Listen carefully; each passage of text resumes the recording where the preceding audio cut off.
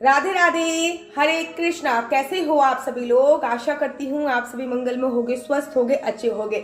मैं आपको भर भर के श्री धाम वृंदावन की होली के वीडियो सेंड कर रही हूँ। आपको दिखा रही हूँ कि श्री धाम वृंदावन में लोग कैसे होली सेलिब्रेट कर रहे हैं, बरसाने में कैसी होली सेलिब्रेट हो रही है, बाकी बिहारी जी कैसे होली खेल रहे हैं। आप लोगों को मजा तो आ ही रहा होगा ना। तो आज इसी विधि को आगे बढ़ाते हुए मैं आज आप लोगों के लिए कुछ ऐसे उपाय लेके आई हूँ जो कि ब्रजवासी भी करते हैं और पर हमें भी करने चाहिए।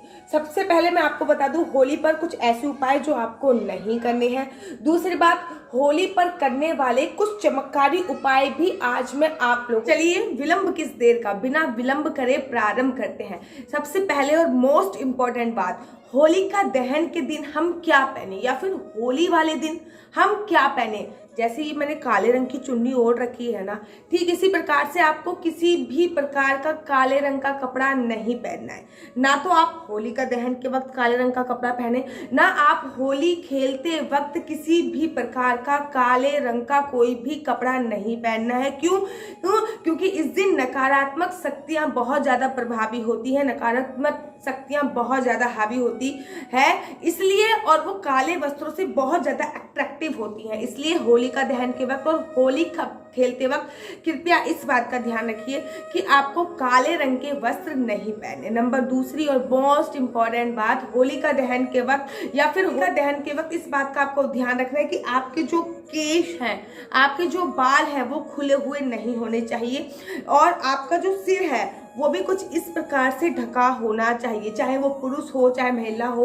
अगर पुरुष पूरे दिन सिर ढक के नहीं रह सकते तो आप इतना कर लीजिए, जब होली जले तब आप सिर को बांध लीजिए। और जब होली का दहन के वक्त महिला कोशिश कीजिए कि आप अपना पूरा, होली एक ऐसा त्योहार होता है जिसमें लोग टोने टोटके बहुत ज्यादा करते हैं। किसी के घर का ना खाएं होली का दहन वाले दिन। अगर आपको लग रहा है कि ये हमारा शत्रु है तो उसके घर का अवॉइड करें मीठा। हाँ, अगर वो आपका मित्र है, आपको संपूर्ण पूरी तरीके से विश्वास है तो उसके घर का आप खा सकते हैं, कोई परेशानी वाली बात नहीं है। सिर खुला बिल्कुल भी मत रखें, बाल खुले बिल्कुल भी मत रखें, इससे नकारात्मक शक्तियां आप पर हावी होती है, क्योंकि इस समय नकारात्मक शक्तियां अपनी प्रबल तीव्रता पर होती है। बहुत सारे लोगों ने, मेरे ख्याल से बहुत क्या 99.99% लोगों ने होली की कथा तो सुनी होगी कि कैसे क्यों होली का जलाई जाती है, होली क्यों जलाई जाती है, इसके पीछे की कथा क्या है। लेकिन शायद आप लोग, बहुत कम लोग जानते होंगे कि होली जलने के तत्पश्चात जो उसकी राख होती है, जो उसकी भस्म होती है, वो आपको अपने घर पर लेके आनी चाहिए। अब क्यों लेके आनी चाहिए? कहते हैं होली की राख को घर पर लेके आने से, चारों तरफ छिड़कने से हमारे घर की जो पूरे साल की नकारात्मक ऊर्जा होती है, जो नकारात्मक शक्तियां होती हैं, वो समाप्त हो जाती है। दहन पे आप लोग लौंग तो चढ़ाते होंगे, कपूर तो चढ़ाते होंगे, तो सभी लोग बताते हैं लौंग, कपूर, बतासे, ये कुछ सभी लोग बताते हैं। लेकिन जब होली का दहन हो रहा है तब आप कुछ दाने उड़द के अवश्य जलाएं। इससे क्या होगा, आप अपने ऊपर 7 बार बाल लें, उसके बाद जलाएं। इससे क्या होगा, आपके अंदर की जो भी नकारात्मक ऊर्जा है वो होलिका में भस्म हो जाएगी और आपके अंदर सकारात्मक ऊर्जा का समागम। दिन दान करने की अपनी एक विशेष परंपरा रहती है। मैं चाहती हूँ कि आप होली के दिन धार्मिक पुस्तकें जितना हो सके उतना दान कीजिए, सरसों का तेल आप जितना हो सके उतना दान कीजिए, लोहे के बने बर्तन आप दान कर सकते हैं, अनाज दान कर सकते हैं, वस्त्र दान कर सकते हैं, किसी भी गरीब लोगों को, अपने मानने को, जरूरतमंद लोगों को आप ये सब चीजें दान कर सकते हैं। कहते हैं ये जो चीजें हैं वो शनि और दुर्घटना कोई भी होने वाली है उससे आपके परिवार के सदस्य बच जाते हैं,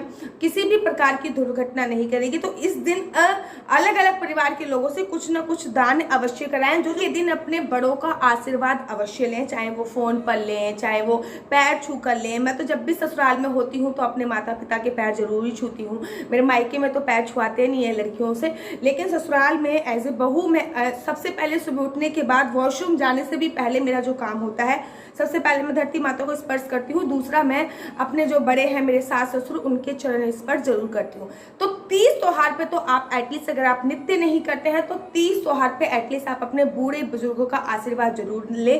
उस दिन सिर ढककर आशीर्वाद लें, चाहे घूंघट प्रथा आपके यहाँ पे हो चाहे ना हो, लेकिन उस दिन सिर ढककर। और वैसे भी कहते हैं जब भी आप बड़ों का आशीर्वाद लो तो सिर को ढककर ही आशीर्वाद लेने की प्रथा है। बड़ी सारी महिलाओं को देखा है जब वो होलिका की पूजा करने जाती हैं तो वहां पे सिंदूर, बिंदी, सुहाग का सामान डाल देती हैं। ये सरासर पाप है, इससे आपकी सुहाग की आयु घटती है। तो जब भी आप होली की पूजा करने जाएं तो इस बात का आपको विशेष ध्यान रखना है। कोई भी सुहाग की निशानी, सिंदूर, बिंदी, लिपस्टिक, कंगा वगैरह आपको होलिका पे समर्पित नहीं करना है। और हाँ, जब होली जल रही होती है तो लोग क्या करते हैं, प्लास्टिक की बोतल उसमें डाल देते हैं। ये सरासर पाप है, इससे पाप लगता है, ऐसा बिल्कुल भी नहीं करना चाहिए। होली जल रही है तो उसमें कपड़े नहीं डालने, या फिर होली जब जलाने के लिए आप बना रहे हो तो उसमें आपको कपड़े, प्लास्टिक की बोतल और सुहाग का सामान नहीं डालना है। ये सरासर शास्त्रों में ये निषेध बताया गया है। होली पर आपको बहुत ज़्यादा तामझाम करने की कोई आवश्यकता नहीं है। आप कुछ आम की लकड़ी लेकर और कुछ गाय के उपले लेकर भी होली बना सकते हैं। जैसे कि एक होलिका होती है जो आपकी मुख्य रूप से बाहर जलती है। जो होलिका आपकी बाहर जलती है वहां से आग लेके आई जाती है। ये शास्त्रों के अनुसार बहुत शुभ होता है कि वहां से आपको थोड़ी सी अग्नि लेके आनी है। चाहे आप किसी में भी अग्नि लेके आ जाइए, जैसे कि चिमटे में अग्नि लेके आ जाइए या फिर एक थोड़ी सी लकड़ी लेके आ जाइए, और उससे अपने घर पर एक छोटा सा होलिका बनाई जाती है। मेरे घर पे भी बनाई जाती है, ससुराल में नहीं बनाई जाती, मेरे मायके में बनाई जाती है। उसमें गाय की गोबर के जो छोटे छोटे से उपले होते हैं वो लगाए जाते हैं और उनको जलाया जाता है। उनके 7 फेरे लिए जाते हैं, 7 बार उनको उसमें जो भूनी जाती है। तो होलिका जब जल रही होती है तो उसमें से थोड़ी सी ज्यादा शुभ होता है और ये शुभ फलदायी होता है, जिससे आपके उसका जो धुआं है वो आपके पूरे घर पे, आपके घर की नकारात्मक ऊर्जा को भगा देगा। माता लक्ष्मी का आगमन होगा, क्योंकि गाय के गोबर में तो वैसे ही माता लक्ष्मी का आगमन होता है। और साथ ही साथ ऐसा बोला जाता है कि होलिका को अपने घर पर जलाने से आपके घर के सारे रुके हुए जो बंद दरवाजे हैं, जैसे कोई कार्य नहीं हो रहा, वो दरवाजे खुलने चालू हो जाते हैं। आपके घर में खुशियां आनी प्रारंभ हो जाती हैं। आप में से किस किस घर पे ऐसा होता है मुझे कमेंट करके जरूर बताइए। मेरे मम्मी के यहाँ पे होता है, मेरे ससुराल में ये नहीं होता। अगर आपके यहाँ पे होता है तो मुझे कमेंट कीजिए। होली की राख जब ठंडी हो जाए या फिर होली की भस्म जब ठंडी हो जाए, उसको छान कर एक शीशी में भरकर आप लोग रख लीजिए, एयर टाइट कंटेनर में भर के रख लीजिए। अगर आपके बच्चों को नजर बहुत लगती है तो इसका तिलक निरंतर लगाए। आप किसी विशेष काम के लिए जा रहे हो तब इसका तिलक लगाए। आप किसी शुभ काम के लिए घर से निकल रहे हैं तब इसका तिलक लगाए। ये एक बहुत ज्यादा चमत्कारी उपाय बोला जाता है। अब होलिका दहन के दिन आपको क्या नहीं करना चाहिए, क्योंकि ये एक धार्मिक त्योहार है। इस दिन किसी भी प्रकार का नशा नहीं करना चाहिए। लोग दारू पी लेते हैं, वाइन पी लेते हैं। आप अपना राहु और शनि इस दिन वीक करते हो, मंगल वीक करते हो, तो इस दिन किसी भी प्रकार का नशा आपको नहीं करना चाहिए, क्योंकि होली एक धार्मिक त्योहार है। नशा करने से इसका फल अशुभ होता है, शुभ फल इसका समाप्त हो जाता है। इस समय पे शनि, राहु और मंगल का प्रभाव सारी दुनिया पे पड़ रहा होता है। तो हम इस दिन विशेषकर कुछ उपाय समाज के कल्याण के लिए करें तो वो बहुत ज्यादा लाभकारी और हितकारी होते हैं, ना कि दारू पिए। होलिका दहन में जब आपके अड़ोस पड़ोस में जो भी होलिका बनी हुई है, उस होलिका दहन में हवन सामग्री अवश्य डालें। हवन सामग्री में हमेशा बोलती हूँ जो आप खाते हो वो ही आप देवताओं को समर्पित करें। उसमें आपको कपूर, हवन सामग्री, थोड़े से आपको चावल, अगर गेहूं है तो थोड़े से गेहूं, आप कुछ भी ड्राई फ्रूट्स उसमें ले सकते हैं। लौंग, इलायची, मिश्री का उपयोग करें और घी मिला के एक हवन सामग्री तैयार कर ले। सारा परिवार थोड़ा थोड़ा सा हवन सामग्री ले ले और जब होलिका दहन हो तो उसमें हवन सामग्री अवश्य और अवश्य डालें। अगर आपके घर में औरतों की मनाही है, जैसे कि मेरे ससुराल में औरतों की मनाही है, मेरे ससुराल में औरतें होली देखने नहीं जाती हैं। यहाँ पे होली चल रही होती है, वहाँ पे नहीं जाती। मेरे मायके में ऐसा कुछ नहीं है, लेकिन मेरे ससुराल में होली वहाँ पे नहीं देखने जाती है, मनाही है। तो अगर आपके ससुराल में भी होली देखने की मनाही है, होलिका देखने नहीं जाती है, घर की बहुएं या फिर बूढ़ी महिलाएं ही नहीं जाती, तो आप हवन सामग्री को अभिमंत्रित करके, हवन सामग्री को अभिमंत्रित अर्थात गायत्री मंत्र बोल के पढ़कर किसी भी अपने पुरुष के हाथ में, अपने पति के हाथ में, बच्चों के हाथ में दे सकते हैं, ताकि वो आपके नाम की हवन सामग्री होलिका दहन में अवश्य और अवश्य डाल दें। अब ये उपाय उन बच्चों के लिए है जो कि पढ़ने में बहुत ज्यादा वीक हैं, जिनका पढ़ाई में मन ही नहीं लगता। ये उपाय वो बच्चे अवश्य करें।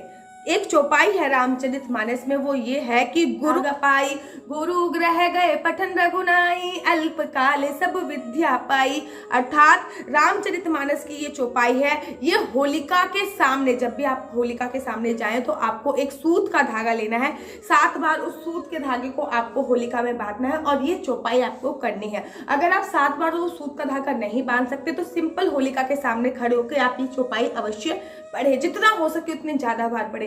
इससे क्या होता है, आपका जो माइंड होता है वो प्रबल होता है। इससे क्या होता है, आपकी जो दिमाग होती है, स्मरण शक्ति, वो होलिका दहन में किसी भी प्रकार का मादक चीजें नहीं डालनी चाहिए। पता नहीं, मैंने ऐसे ऐसे मूर्ख लोगों को देखा है, वो चिता की राख में भी दारू डाल देते हैं कि, और ऐसी मैंने होली में भी देखी है, बहुत सारे लोग दारू डाल देते हैं। नहीं, ऐसा नहीं करना है।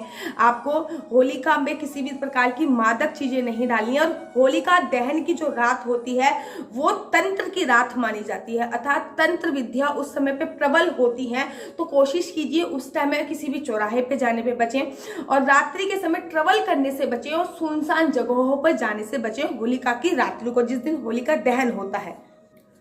होलिका वाले दिन, होलिका दहन वाले दिन और होली वाले दिन ना तो आपको बासी भोजन करना चाहिए, अर्थात सुबह का भोजन शाम को नहीं करना, शाम का भोजन सुबह नहीं करना, और ना ही दक्षिण की ओर मुंह करके बैठना चाहिए। इस बात का भी आपको विशेष और विशेष ध्यान। सारे लोगों का मेरे पास प्रश्न आता है कि दीदी हमारी आर्थिक स्थिति अच्छी नहीं है, कोई उपाय बताइए। जो ये उपाय, चमत्कारी उपाय बता रही हूँ, ये आपको कोई नहीं बताएगा। जिस दिन होलिका दहन है, अर्थात 17 तारीख को होलिका दहन है, आप लोगों को सुबह सुबह नहाने के बाद अपने घर के मुख्य द्वार पर एक चतुर्मुखी, मतलब 4 मुख वाला दिया जलाना है। सरसों के तेल से दिया जलाना है। आप वो दिया आटे का भी जला सकते हैं, आप वो दिया मिट्टी का भी जला सकते हैं। चतुर्मुखी दिया जलाना है और उसके बाद प्रार्थना करनी है कि हमारे सारे दुख, सारे कष्ट आप हर लीजिए। उसमें थोड़ा सा गुलाल डालना है। आप पिंक कलर का, रेड कलर का, ग्रीन कलर का, कोई भी रंग का आप उसमें गुलाल जरूर डाल सकते हैं। सरसों के तेल का दिया होना चाहिए। और जब ये दिया ठंडा हो जाए, एकदम शांत हो जाए, ठंडा हो जाए, तो जब होली जले तब आपको होली के ऊपर ये दिया रख के, जो बहुत ज्यादा नजर लगती है, जब होली का दहन जले तो उसकी थोड़ी सी राख जब वो ठंडी हो जाए तो लेके आ जाए। वो आप एक चांदी के ताबीज में या फिर चांदी की डिब्बी में भर कर या अपने गले में टांग लीजिए, गले में पहन लीजिए, या फिर भरकर अपने पर्स में रख लीजिए। अगर आपको नजर दोष बहुत ज्यादा लगता है, मतलब नजर बहुत ज्यादा लगती है, अगर आपको डर लगता है, रात को सपने बहुत बुरे आते हैं, तो इस उपाय को अवश्य और अवश्य कीजिए। दहन के अगले दिन जब आप होली खेलने जा रहे हैं, उससे पहले आप होली का दहन जहाँ पे हुआ है वहां की राख से पुरुष लोग तिलक अवश्य करें, औरत अपने गर्दन पर वो राख अवश्य और अवश्य लगाए, जिससे आपके शारीरिक रोग कटेंगे, नजर दोष कटेंगे, आपके ऊपर जो नकारात्मक शक्तियां हैं। वो ऐसे उपाय बता रही हूँ जो होलिका दहन वाले दिन आपको बिल्कुल भी नहीं करने हैं। जैसे कि इस दिन आपको ना किसी को धन देना है, ना किसी से धन लेना है। कहते हैं कि इस दिन धन देने से माँ लक्ष्मी रुष्ट हो जाती है। साथ ही के साथ आप अवॉइड कीजिए कि अगर आप किसी के घर पे जा रहे हैं तो वाइट चीजें हो सके तो ना खाइए। शक्तियों का प्रभाव बहुत बहुत ज्यादा रहता है। होलिका दहन वाले दिन किसी भी शुभ मांगलिक कार्य नहीं करने चाहिए, क्योंकि ये जो दिन होते हैं ये तांत्रिक विद्या के लिए प्रबल होते हैं। इस समय नेगेटिविटी बहुत ज्यादा हैवी होती है। होलिका के दिन किसी भी प्रकार के शमशान घाट पे या फिर सुनसान चौराहे पे नहीं जाना चाहिए, क्योंकि होली के दिन तंत्र मंत्र जो क्रियाएं होती हैं वो अधिक होती हैं, इसका असर आप पर पड़ता है। इस दिन भूल कर भी मांस का सेवन नहीं करना चाहिए, मदिरा का सेवन तो बिल्कुल नहीं करना चाहिए। भगवान विष्णु नाराज होते हैं और क्रोधित हो जाते हैं। कितने प्रतिशत लोग ऐसे हैं जिनके घर में बड़ कुल्लों की माला बनती है। मेरे घर पे तो बड़ कुल्लों की माला बनती है, अर्थात गोबर की छोटी छोटी सी उपले बनते हैं जिसमें छेद होता है, छेद किया जाता है, उनको सुखाया जाता है। होली से 25 दिन पहले ही, 10, 20, 25 दिन पहले ही धूप में बना के रख दी जाती है ताकि वो अच्छी तरीके से सूख जाए। उसके बाद उनकी माला बनाई जाती है। कहते हैं उनकी माला बनानी अवश्य होती है। वो माला आप 21 या 11 अवश्य बनाइए, पूरे घर में उसको घुमाइए। उसके बाद होली का जब दहन हो रही होती है तो आपको वहां पे जाके उनको रख के आ जाना चाहिए।